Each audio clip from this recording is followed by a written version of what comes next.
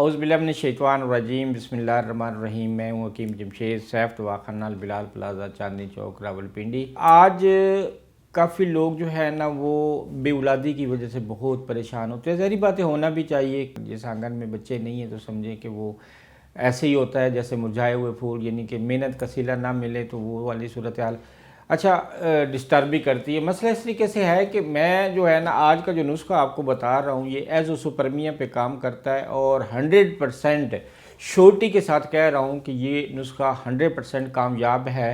एज़ोसुपरमिया जिनके जरासीम मुर्दा होते हैं, ठीक है जी, नहायत ही सस्ता।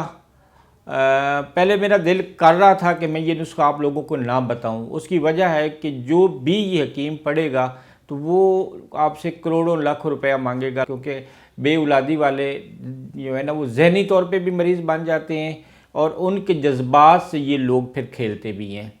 100% ये है, बनवाएं किसी हकीम से। नहायत ही आसान बनाना, नहायत ही यानी कि इसकी सस्ता और ऐसा नुस्खा बता रहा हूँ कि जो आपको कभी कोई तबीब नहीं बताएगा। 100% यानी कि कामयाब नुस्खा मैं आपको स्टाम्प पे लिख के दे सकता हूँ कि अगर आप बनवा सकते हैं तो 100% ये कामयाब नुस्खा है। करना सर आपने ये है कि आपने ये लेना है कल्ली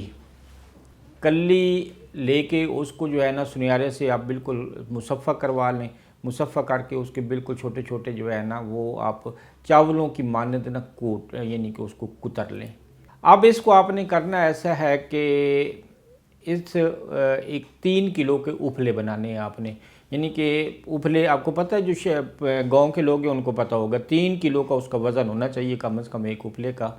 अच्छा, आप इस कली को क्या करना है, आपने जो है ना आधा किलो मेहंदी लेना है। मेहंदी के ताज़ा पत्ते उनको कूट के उसकी 2 रोटियां बना लेनी है, ठीक है जी।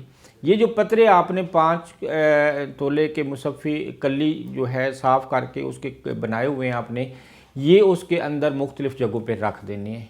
उपलों के ऊपर नहीं, जो आपने रोटी बनानी है ताज़ा मेहंदी के पत्तों की उसके ऊपर, यानी कि आप बड़ा सा उपला बनाएं, उसके ऊपर से सुराख कर लें, उसके अंदर ये मेहंदी रख दें, मेहंदी के अंदर ये रख दें, ऊपर दूसरी रोटी जो मेहंदी की आपने बनानी है वो रख दें, उसके ऊपर फिर उपला करके इनको साइडों से बंद कर देंगे। तो इसको आपने कोई 1.5 गज़ का लंबा और 1.5 गज़ का जो है ना यानी कि लंबा चौड़ा गहराई में 1.5 गज़ होना चाहिए, ऐसा एक गड्ढा खोदें।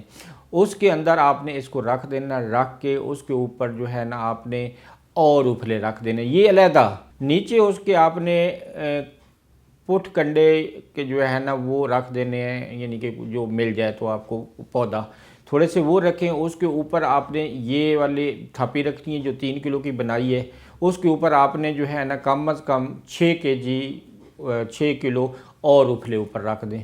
उसके ऊपर आपने क्या करना है कि थोड़ा सा ऑयल डाल के उसको आग लगा दें।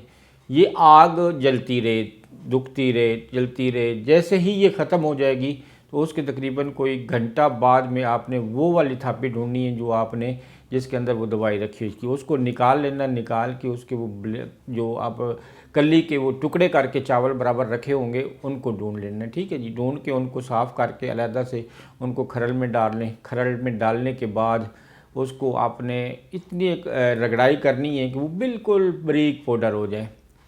उसके बाद एक चावल की इसकी खुराक है मलाई के अंदर लेनी है।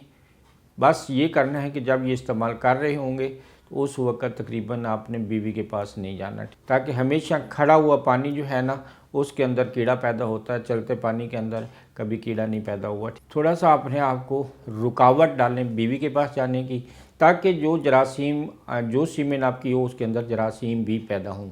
आपने ये करना है और फिर आपने पहले भी टेस्ट करवा लेना ये दवाई शुरू करने से। वो मरीज़ जो एज़ोसुपरमिया जिनके बिल्कुल जरासीम नहीं होते, कोई इलाज नहीं डॉक्टरी में भी हिकमत में भी, ये नुस्खा मैं जो बता रहा हूँ आपको, मैं स्टाम्प पे लिख के देने वाली बात है कि इसके बहुत अच्छे रिज़ल्ट मेरे पास मौजूद हैं। यानी कि ये वो नुस्खा है जो आजमूदा है, हकीमों के दिलों का राज है।